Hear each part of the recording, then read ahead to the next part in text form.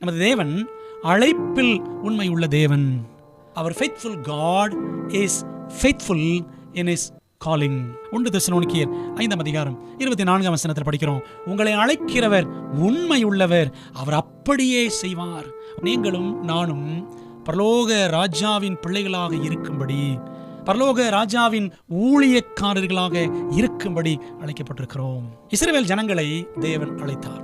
அப்படி அழைத்த தேவன் அவர்களுக்கு அநேக வாக்குத்தத்தங்களையும் கொடுத்தார். பாலும் தேனும் ஓடுகிற கானான் தேசத்திற்கு உங்களை கொண்டு போய் சேர்ப்பேன் என்று அவர் சொன்னது வாக்குத்தத்தம் அல்லவா? அந்த வாக்குத்தத்தம் நிறைவேறியதா? உண்மைதான், நிறைவேறியது. அந்த வாக்குத்தத்தங்களை தேவன் நிறைவேற்றி இஸ்ரவேல் ஜனங்களை கானானுக்கு கொண்டு போய் சேர்த்தார். பேதுருவை அழைத்தவர் கடைசி வரை பயன்படுத்தவில்லையா? இஸ்ரவேல் ஜனங்கள் தவறி போனார்கள் தான்.